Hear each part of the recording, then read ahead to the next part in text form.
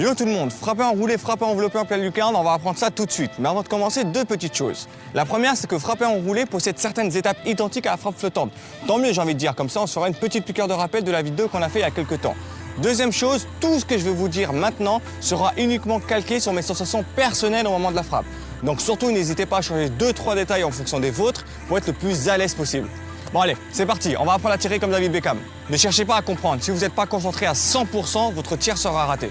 Elle débute dès que vous vous apprêtez à tirer. Vous allez devoir être concentré au maximum du début à la fin. Pendant votre concentration, vous allez devoir imprégner là où vous allez tirer.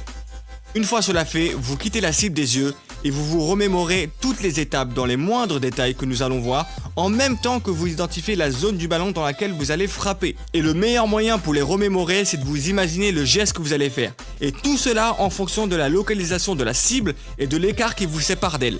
Une fois que vous avez fait tout ça, on peut dire que vous êtes calibré mentalement. Une fois calibré, vous pouvez vous élancer. La phase d'élan va se décomposer en deux parties. La phase d'élan, vous allez reculer et vous éloigner du ballon. Et la phase d'élan, vous allez vous rapprocher du ballon.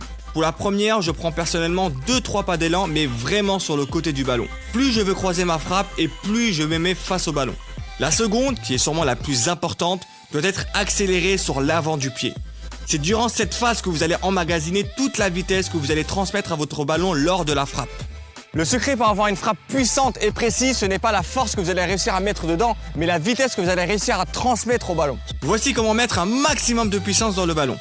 Étape numéro 1, il faut bloquer votre pied d'appui près du ballon en l'orientant vers la cible. Plus votre appui est solide et plus vous pourrez transférer de la vitesse à votre jambe de frappe. Étape numéro 2, votre jambe de frappe doit être la plus détendue possible. Soyez léger afin de lui donner le maximum de vitesse.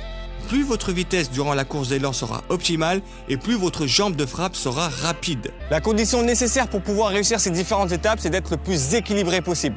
Pour ça, je te conseille des petits travaux de proprioception où tu essaies de rester sur une jambe en fermant les yeux le plus longtemps possible. Ça va permettre de renforcer tes muscles et tes ligaments au niveau de la cheville et au niveau de la cuisse. Et ça, c'est un équilibre. Pour avoir cet effet d'envelopper, il faut lifter son ballon. C'est-à-dire qu'il faut le traverser de la partie inférieure à la partie supérieure opposée tout en passant par le centre.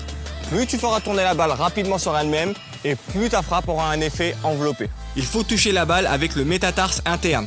Bon, je sais, c'est un mot bizarre. En gros, ça correspond à l'intérieur avant du pied.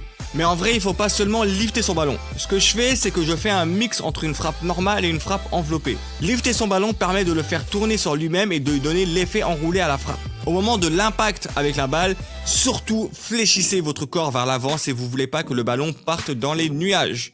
Toujours au moment de l'impact, ayez une flexion de la cheville de votre jambe d'appui afin de justement bonifier cette flexion du corps. Il vous faudra également viser juste à côté de la lucarne pour que le ballon reste tout le long de la trajectoire hors cadre et qu'au dernier moment, il rentre en surprenant l'adversaire.